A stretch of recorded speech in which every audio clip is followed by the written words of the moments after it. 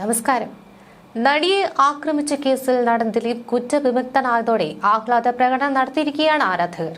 കോടതി വളപ്പിലും ദിലീപിന്റെ വീടിന് മുന്നിലും ലഡു വിതരണം നടത്തുകയും കേക്ക് മുറിക്കുകയും ചെയ്തു. ദിലീപിന്റെ വീടിന് മുന്നിൽ പടക്കം പൊട്ടിച്ചു. കോടതി മുറിക്കുള്ളിൽ അഭിഭാഷകർ ദിലീപിനെ കെട്ടിപ്പിടിച്ചു. അഭിഭാഷകൻ രാമൻ പിള്ളയുടെ ഓഫീസിലേക്ക് എത്തുന്ന ദിലീപിനെ പകർത്താൻ ക്യാമറ കണ്ണുകളുടെ മത്സരമായിരുന്നു. കുട പിടിച്ച് വീട്ടിൽ നിന്നിറങ്ങിയ ദിലീപ് ഓഫീസിൽ നിന്ന് തല ഉയർത്തി മാധ്യമങ്ങൾക്ക് മുന്നിൽ പ്രതികരണം നടത്താതെ മീശ പിരിച്ച് ഇറങ്ങി കോടതിയിലേക്ക് എത്തുകയായിരുന്നു. കേസിലെ ഒന്നാം പ്രതിയായ പൾസർ സുനി അടക്കമുള്ള 6 പ്രതികളെ കുറ്റക്കാരാണെന്ന് കോടതി കണ്ടെത്തുകയായിരുന്നു. എറണാകുളം പ്രിൻസിപ്പൽ സെഷൻസ് കോടതിയാണ് ദിലീപിനെ വെറുതെ വിട്ടുകൊണ്ടുള്ള വിധി പ്രസ്താവിച്ചത്. 6 പ്രതികൾക്കെതിരെ കൂട്ടബലാത്സംഗം, തട്ടിക്കൊണ്ടുപോകൽ, ഗൂഢാലോചന എന്നീ കുറ്റങ്ങളാണ് പ്രധാനമായും ചുമത്തിയിട്ടുള്ളത്. ദിലീപിനെതിരെയും ബലാത്സംഗ കുറ്റം ചുമത്തിയിരുന്നു. എന്നാൽ ദിലീപിനെതിരെ ക്രിമിനൽ ഗൂഢാലോചന തെളിയിക്കുവാൻ പ്രോസിക്യൂഷന് സാധിക്കാത്തതിനെ തുടർന്നാണ് കുറ്റവിമുക്തനാക്കിയത്. എന്നാൽ 6 പ്രതികളുടെ ജാമ്യം റദ്ദാക്കി. ഇവർക്ക് പരമാവധി ശിക്ഷ ലഭിക്കുവാനാണ് സാധ്യത. ഈ മാസം 12 വെള്ളിയാഴ്ചയാണ് ഇവരുടെ ശിക്ഷാവിധി. 7ാം പ്രതി ചാർലി, ദിലീപ് സുഹൃത്ത് ശരത് ഉൾപ്പെടെയുള്ള പ്രതികളെ വെറുതെ വിട്ടു. ദിലീപിനെതിരെ ഗൂഢാലോചനയ്ക്കും തെളിവ് നശിപ്പിക്കലുമുള്ള തെളിവില്ലെന്നാണ് കോടതി പറഞ്ഞത്. എറണാകുളം പ്രിൻസിപ്പൽ സെഷൻസ് കോടതി ജഡ്ജി ഹണി എം വർഗീസാണ് പ്രതികളെ കുറ്റക്കാരെന്ന് കണ്ടെത്തിയത്. ലൈംഗിക അതിക്രമത്തിന് കൊട്ടേഷൻ നൽകിയതിന് രാജ്യത്ത് ആദ്യമായി രജിസ്റ്റർ ചെയ്ത കേസിൽ 8.5 വർഷത്തിന് ശേഷമാണ് വിധി വരുന്നത്.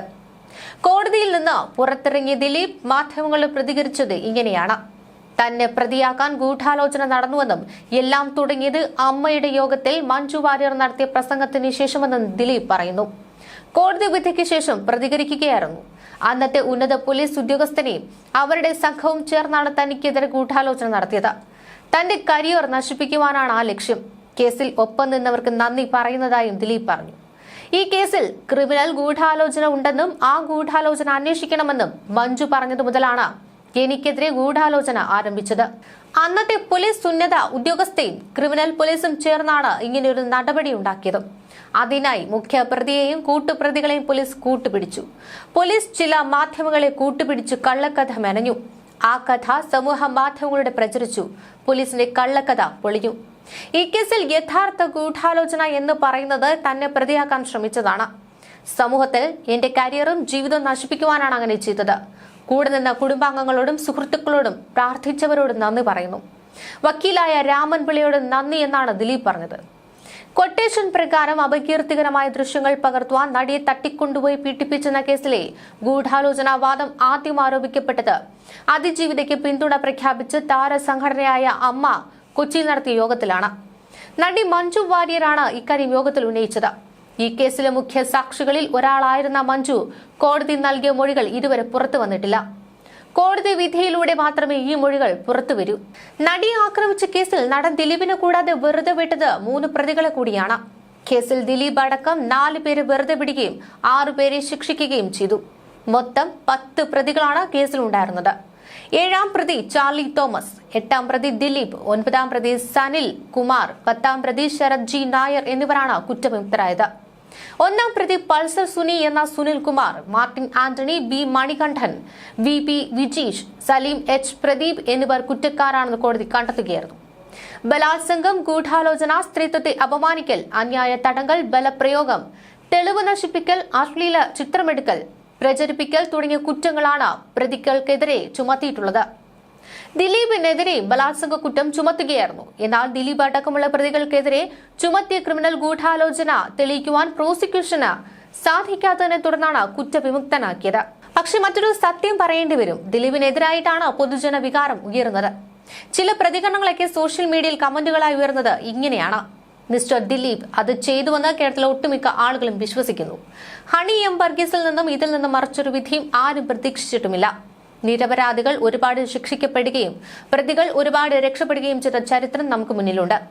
ഇയാളെ വെറുതെ വിടുവാൻ വേണ്ടി മാത്രമാണ് 8ാം പ്രതിയെ ചേർത്തത്. അല്ലെങ്കിൽ കൊട്ടേഷൻ കൊടുത്ത ഇയാൾ 2ാം പ്രതിയല്ലേ ആകേണ്ടത്. ദൈവത്തിന്റെ കോടതിയിൽ മാപ്പുണ്ടാകില്ല. ആ സ്ത്രീ അനുഭവിച്ചതിനൊക്കെ കണക്ക് പറയേണ്ടി വരും. കോടതി വെറുതെ വിട്ടാലും ദൈവത്തിന്റെ കോടതിയിൽ കാത്തിരിക്കുന്നു. ഇതിലും വലിയ വിധി കാത്തിരുന്ന് കാണാം. അവന് ഉള്ള ശിക്ഷ 90 ദിവസം ജയിലിൽ കിടന്നപ്പോൾ തീർന്നു. ഗൂഢാലോചന തെളിയിക്കുവാൻ ബുദ്ധിമുട്ടാണ്. ഇതൊക്കെ സംഭവിക്കുമെന്ന് നേരത്തെ തോന്നിയിരുന്നു. എന്നാലും ഇവിടുത്തെ നീതിന്യായ വ്യവസ്ഥയിൽ കുറച്ച് വിശ്വാസമുണ്ടായിരുന്നു. അത് എന്തായാലും നഷ്ടപ്പെട്ടു. എന്തെല്ലാം തെളിവുകൾ കിട്ടി, എല്ലാവർക്കും അറിയാം ഇതിൽ ഇയാളുടെ പങ്ക്. എന്നിട്ട് കോടതിക്ക് മാത്രം ബോധ്യപ്പെട്ടില്ല പോലും. ഇനി ആരൊക്കെ വിധി പറഞ്ഞാലും വെറുതെ വിട്ടാലും ദൈവത്തിന്റെ കോടതിയിൽ നിന്ന് ഇയാൾ കുറ്റവിമുക്തൻ ആകില്ല. ദൈവം ആ പെൺകുട്ടിയുടെ കണ്ണീരിന്റെ വില അറിയിച്ചു കൊടുത്തിരിക്കും എന്നിങ്ങനെ പോകുന്നു ആ പ്രതികരണങ്ങൾ. ദിലീപിനെ കുറ്റവിമുക്തനാക്കിയ വിധിക്കെതിരെ പ്രോസിക്യൂഷൻ ഹൈക്കോടതിയെ സമീപിക്കും. എറണാകുളം പ്രിൻസിപ്പൽ സെഷൻസ് കോടതിയുടെ വിധി പരിശോധിച്ച് തുടർ നടപടിയെടുക്കുമെന്ന് പബ്ലിക് പ്രോസിക്യൂട്ടർ അജയ്കുമാർ പറഞ്ഞു. കുറ്റകൃത്യത്തിൽ നേരിട്ട് പങ്കെടുത്ത 1 മുതൽ 6 വരെയുള്ള പ്രതികൾ മാത്രമാണെന്നാണ് കോടതി കണ്ടെത്തിയത്. കേസിലെ 7, 8, 9, 10 പ്രതികളെ കോടതി വെറുതെ വിടുകയായിരുന്നു. ക്രിമിനൽ ഗൂഢാലോചന തെളിയിക്കുവാൻ പ്രോസിക്യൂഷന് തെളിയിക്കുവാൻ സാധിച്ചിട്ടില്ല എന്നാണ് കോടതി വിധിയിൽ പറഞ്ഞിരിക്കുന്നത്.